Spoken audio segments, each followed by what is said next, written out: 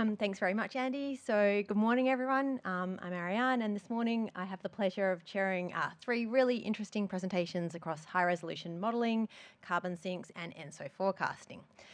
So to start us off this morning, we have Gokhan. So Dr. Gokhan Danabasoglu is a senior scientist and section head of the Oceanography section of the Climate and Global Dynamics Laboratory at the National Centre for Atmospheric Research, NCAR, in Boulder, Colorado. Dr. Danabasoglu is an expert in ocean and climate and also in Earth system modelling. His specific areas of research include investigations of mechanism, prediction and impacts of interannual to multi-decadal timescale variability, particularly associated with AMOC, as well as high-resolution Earth system modelling. He's served on many national and international panels and is currently the co-chair of the International CLIVA. He also served as the chief scientist for the Community Earth System Model, CESM, over 2018 to 2023, and today we'll be presenting on high-resolution simulations with CESM. Thank you, Gokhan.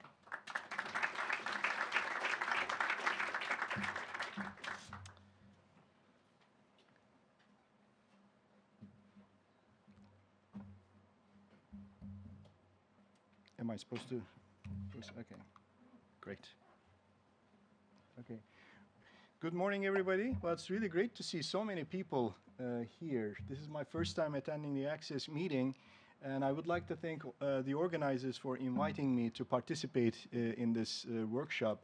I'm looking forward to really fruitful workshop, and hopefully starting additional new collaborations with this group.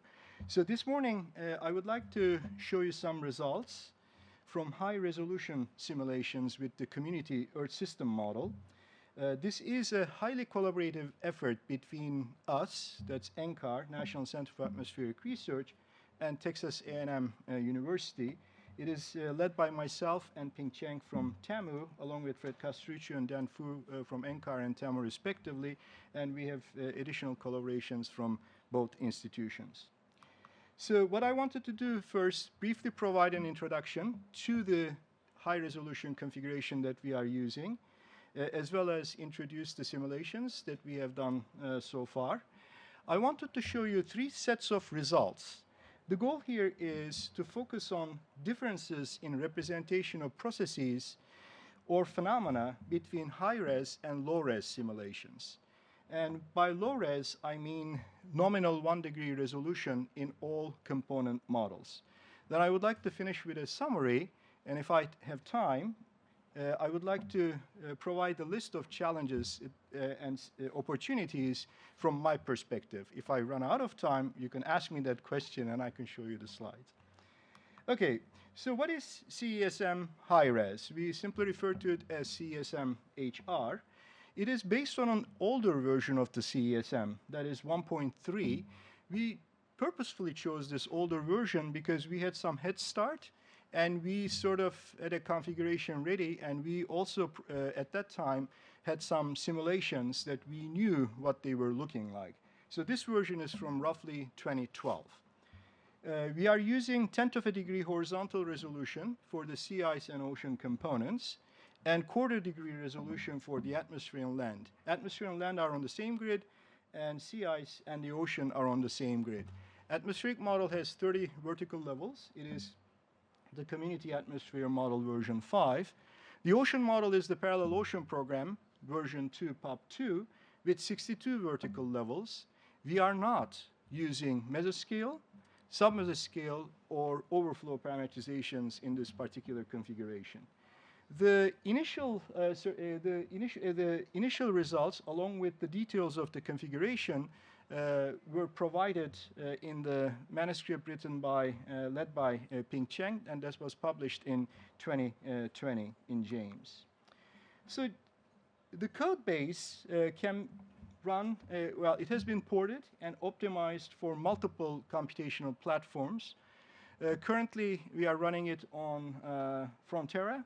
That's at Texas Advanced Computing Center, as well as on our machine, Dretcho, at NCAR Wyoming Supercomputer Center. I should mention that initially this effort started in collaboration with the Qingdao National Laboratory. So actually versions of this model is also running on the Sunway systems in Qingdao. So just to give you an idea, on roughly 28,500 CPU core hours, we can get roughly 5 simulated years per day, and on regular with regular I/O. I/O significantly impacts the throughput. So if you do the calculation, it's about 140,000 CPU hours per year of simulation. And the cost ratio is about 100 between high-res and low-res. So far, we have produced 6,500 years of simulation data, and that is, with the output data volume is 7 petabytes. And if you do the math, I believe that's roughly 1/3 of the CMIP6 archive. And currently, we are providing to the community some of these data sets, and we have storage for that purpose, about 2.5 petabytes. So after the termination of our collaboration with Qingdao, this project is now continuing under another NSF-funded project. That's the National Science Foundation, MESACLIP. And if you're interested in knowing more about the project and getting access to the results, just Google MESACLIP and you'll get there. So what do we have? We have what I consider a quite comprehensive list of simulations. They are listed here. We have a long PI control, that's the pre-industrial control. We have 1% CO2, 4 times CO2 simulations that I'm going to show results from. We have 10 member ensembles each, historical, and RCP 8.5 and RCP 6.0. We have completed all the needed high-res MIP simulations and AMIP simulations. 5 cycles of the OMIP, ocean forced, including biogeochemistry for the last cycle. And we have all the corresponding low-resolution simulations as well for comparison purposes. We also have decadal predictions. I put them, so the ones that are listed in green, they are already available to the community. The one listed as lighter green, decadal predictions, we have a limited set available. We are expanding that.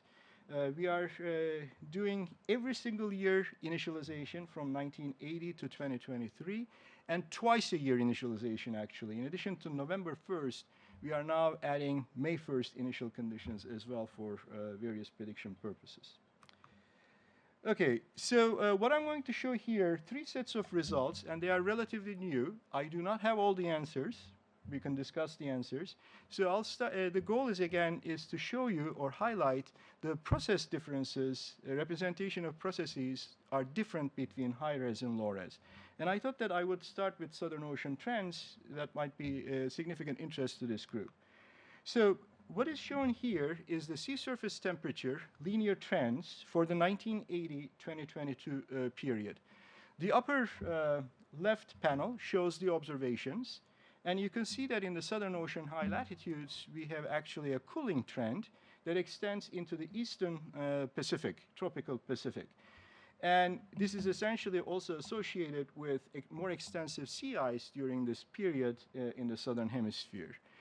I'll show a summary result on the next slide, but I'm not exaggerating if I say all of the CMIP5 and CMIP6 simulations that with low resolution do not capture these cooling trends in the Southern Ocean and in the Eastern Tropical Pacific. Now, the next 10 panels are showing what we get from our high-resolution ensemble. You can see hints of, in many of them, cooling trends in the south, and also extension of that thing into the Eastern Tropical Pacific. And I cherry-picked ensemble number 10 and put it next to ERSST, that's the observations, just to show that that particular member actually does quite well. So this is now, again, showing the same trends. The top is the same one that I showed earlier. That's from the observations. The middle panel is now showing the 10 ensemble members from high-res. The bottom panel is showing the low-res large ensemble simulation that we had with CESM1, and that's 45 ensemble members. You can see that there is no hints of trend in those low-res simulations.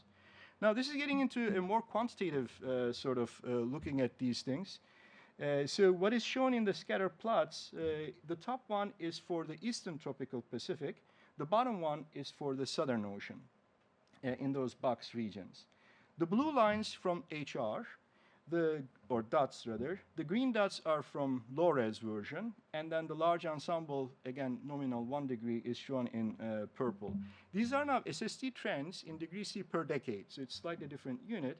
But, and then just for reference purposes also, the red line indicates the observational trends. So you can see that none of the members, low resolution, can capture those negative trends. 3 members each in the high res for the tropical Pacific and the Southern Ocean are actually showing negative trends. In particular, 1 or 2 members are doing quite well in terms of capturing the observational trends.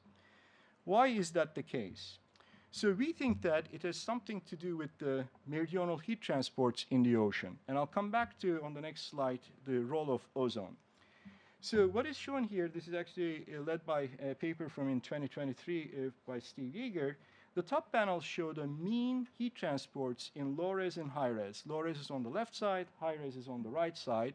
Black lines are the total. The red and the blue lines are from the resolved or mean, and the parameterized or actually explicitly resolved eddy contributions. Almost by design, in the low-res, there is significant cancellation of the resolved and unresolved or parameterized components, and you end up with the black line. In the high-res, we are seeing actually minimal eddy contribution, and in this case, actually, both eddy and eddies and the mean flow are actually in the same direction. So there is actually net southward transport, but note that these are, even in the force simulations, these are from force simulations, the low resolution transports higher amount of heat southward. Trends are even more interesting. So the bottom panels are showing the respective trends in the low-res and high-res. In the low-res, we are seeing during this period an increasing southward trend. And that's completely in contrast with the high-res simulation that's actually showing that the trend is equatorward. So the low-res is warming favorable. High-res is actually cooling favorable for the Southern Ocean. So we are actually actively looking at why that's happening, because these are important differences. So another thing that can contribute to these trends is the ozone forcing. So to understand the role of ozone, we just completed 3 ensemble members in our high-res simulations using ozone forcing levels constant at their 1970 levels. So the panel on the left shows the control trend. This is now slightly different period, and the units are, well, the contour levels are slightly different, but you can see in the control that blue region is indicating cooling. If we keep the ozone constant in their at the 1970 levels, there is actually less cooling. So this is indicating that ozone is actually contributing. This is an external forcing. We should see the same thing in low-res, and we do not, because we think that there is actually a significant role for the ocean heat transport, and that's associated with the eddies. I think that there is too much transport southward in low resolution. I put too much in quotes because I have no idea what the transport should be from the observations. We are also finding that the standing eddy contributions are quite different between low res and high res, and we are trying to understand how those two are interacting. In the high res, standing eddy contributions seem to be canceling each other with the transient eddy contributions. So I'll next switch to climate sensitivity and AMOC. And these are, again, very new results, and we haven't written up anything yet. So given that now we have sets of low-res and high-res, we can take a look at how they are representing climate sensitivity. Is there any difference, are there any impacts of resolution in climate sensitivity? So this one is now showing the 4 times CO2 equilibrium climate sensitivity. These are simply obtained using by the Gregory method in a scatter plot. So left is the high res, the middle is the low res, or the right side in this case, the low res. You can see that the numbers are quite close to each other. Now this is showing the transient climate response. And this is again the usual way of computing transient response. You have the control simulations, respective ones, in solid colors. The top is again high res, the bottom is the low res. then you run your 1% CO2. At the time of CO2 doubling, that's 70 years, you take a 20-year average between years 60 and 80, and you difference that surface temperature from the control to get the transient climate response. And they are also rather similar to each other. So at first glance, if you look at the global metrics, you don't see much of a difference. However, if you actually look at how these are actually shaping up in their spatial distributions, you get these plots. These are warming patterns. They are different from the control, and or PI control in this case. And I'm just focusing on the 4 times CO2 case in the interest of time. 1% CO2 has similar distributions, but slightly reduced amplitudes in both cases. So CESM HR is on the left. Middle panel is showing the CSM low res. And you can maybe focus on the zonal average plot shown on the right side. What is interesting there is that the red line is the high res, blue line is the low res. We are seeing an almost anti-symmetric response in the warming. The northern hemisphere actually is a lot warmer, particularly in the Arctic, in high res. The reverse is true in the low res, in the southern hemisphere. The reverse is true in the southern hemisphere. Low res is leading. So we haven't actually focused on why that's the case in the southern hemisphere. We have been, since I'm a northern hemisphere guy working on AMOC, we have been primarily focusing on what's happening in the north. But we think that in the north, AMOC has something to do with it. This is now showing the AMOC time series at 45 degrees north. The blue line is low res. You can see that it starts higher than high res. It sharply drops, and by the time it reaches 60 years or so, one can argue that it actually collapses in the low res. But what is striking is that in the high res, despite global warming happening, we are seeing an initial decline, but right after year 30 or so, it starts to pick up. And if we continue this integration, probably it's going to increase. AMOC is not collapsing. So all of the recent papers you are seeing, or in the media, that AMOC is going to collapse at 2 p.m. this afternoon, they're all based on low-resolution simulations. In high-res, the response is quite different. And this is actually, AMOC is being maintained. And if you look at now the associated meridional heat transport, this is for the entire globe. Now what is shown here is that the solid lines are from the control cases. In high-res and low-res, they are very similar. In the 4 times CO2 case, the dotted lines are showing the difference between 4 times CO2 and the control. The dotted line, red dotted line, is for the high-res. We do not see any heat transport change in the northern hemisphere in high-res. We think that that's essentially contributing, or one of the reasons that it's actually showing higher warming in the northern hemisphere compared in the high-res compared to low-res. You can see that the low-res has no transport because dotted line is all the way opposite of the solid blue line. Now, this explanation will not hold true for the south. You can see that there's not much of a difference in the southward heat transport in these simulations. In the control, they are very similar, high-res and low-res. But if you look at the 2 dotted lines, you are not seeing much of a difference. Indeed, they are saying that actually the southward heat transport is completely eliminated in these simulations. So the why that is why we are seeing higher warming amount in low-res than in high-res is, we don't know the answer to that yet.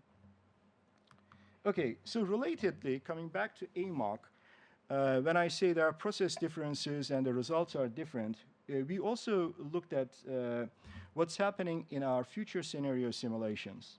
What these plots are showing, AMOC, is a function of global mean surface temperature.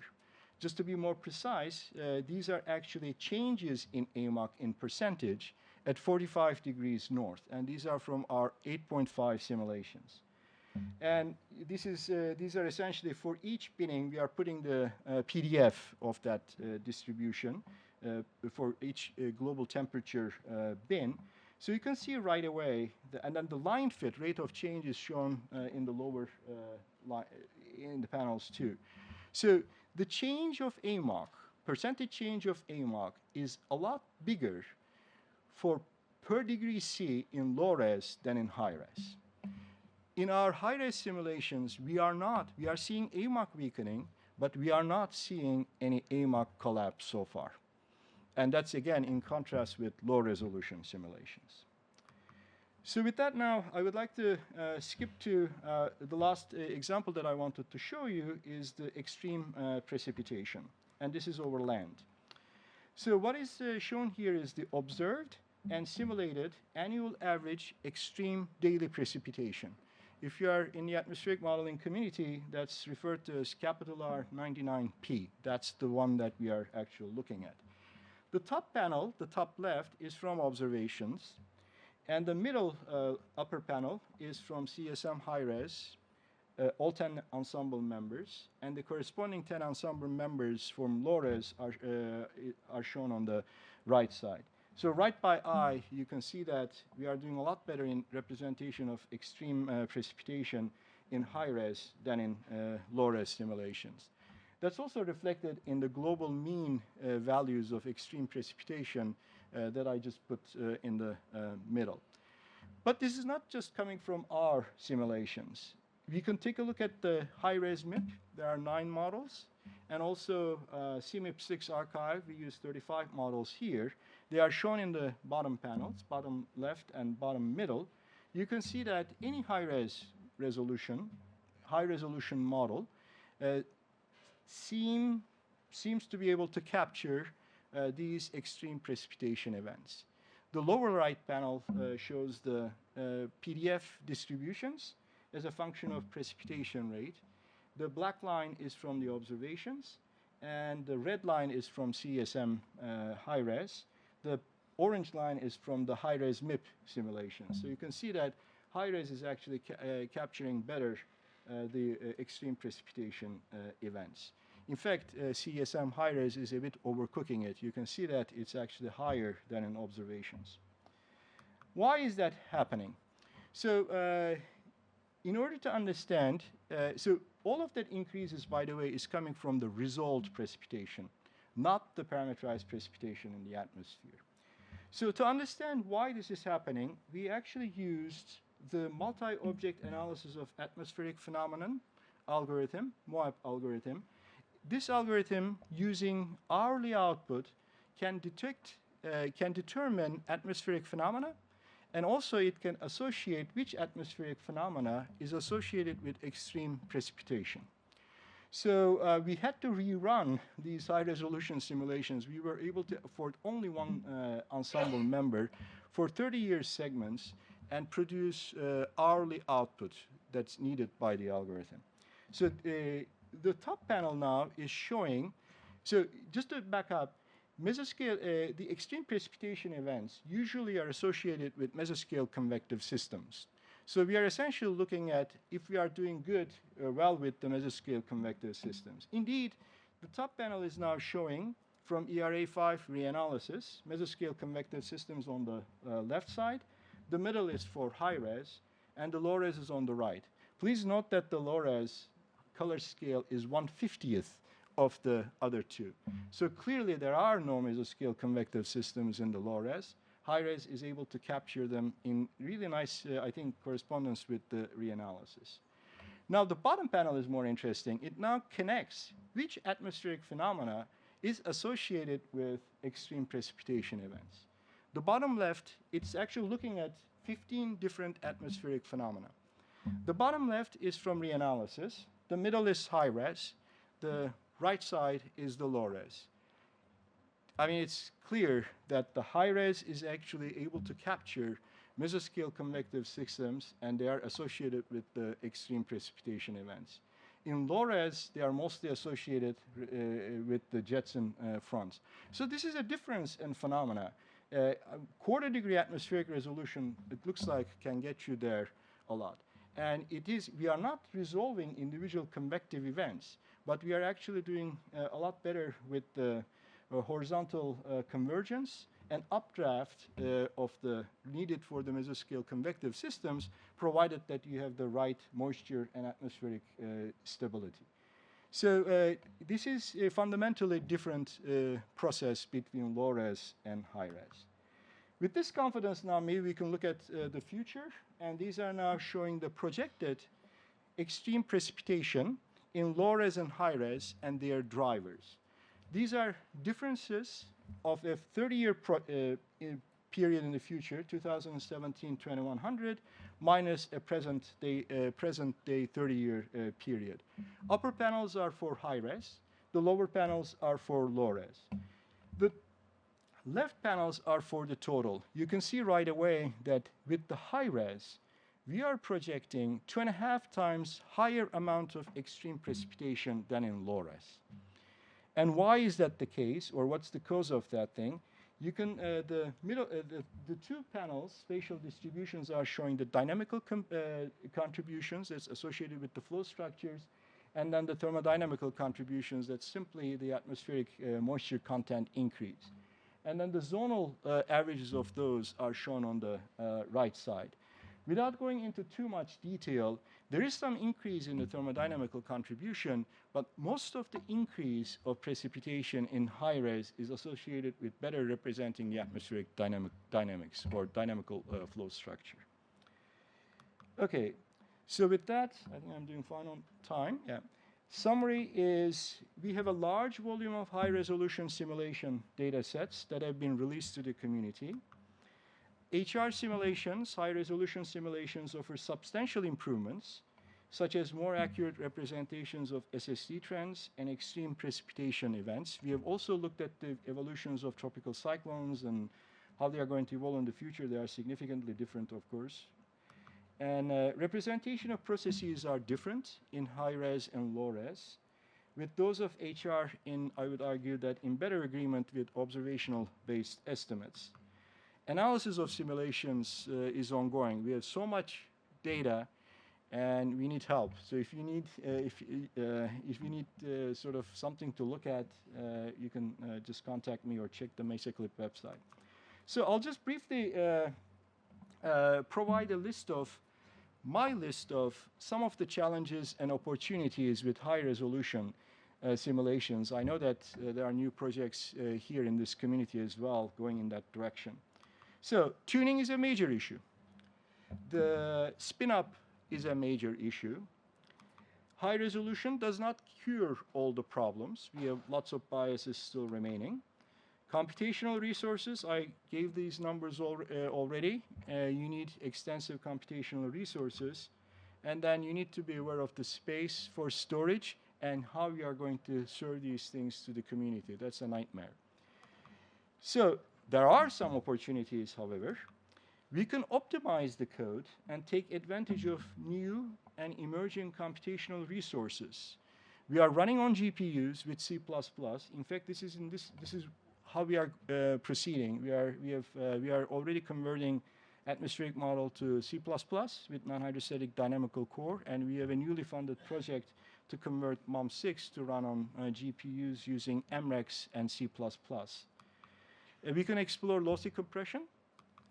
We can learn from HR and LR simulation comparisons to advance our understanding of processes and use that information to advance simulations across scales in a hierarchical modeling approach. I want to stress the hierarchical approach here. You can still run high-res simulations. They'll be short, but you can use it for process studies. Large data sets, I believe, offer an unprecedented opportunity for AI/ML training. We can explore AI/ML techniques to understand high-res, low-res differences in representation of processes. We can explore efficient and reduced-cost AI/ML methods for parameterization, replacement, and parameter estimation, but we need to be very careful with the cost of these. And also, we need to be very careful with the long time scales that are inherently there in the ocean model. And my personal worry is that how reliable are the low-res simulations, given what we are finding in high-res? Thank you.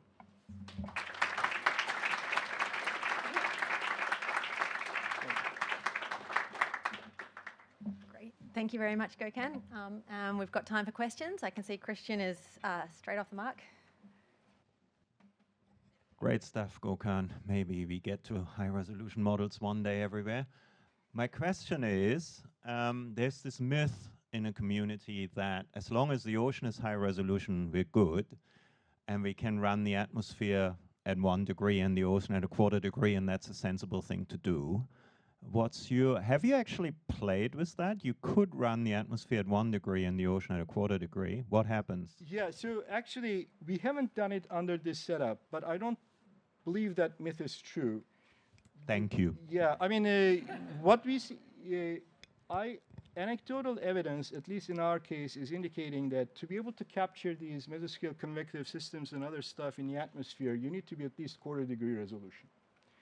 And with an earlier version of the model, CESM, we tried mixing and matching.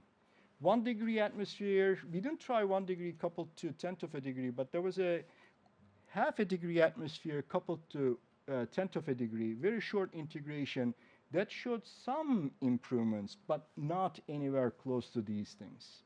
So I think they need to go hand in hand. There seemed to be a magical resolution of 1/4 degree and 1/10 of a degree. So I don't know why that is the case, but that, yeah, I'm not believing in that math, or myth, rather. There's one more there, I think. Okay, sorry. Yeah, so you have problems with the low resolution, but what's low resolution now was high resolution in the past, and what you are calling high resolution in the future will be low resolution. And it's not resolving important elements that we can still see, like tornadoes or hurricanes and things like that. So where's the end, right? I mean, do you have any indication of there's a resolution where you say we can trust?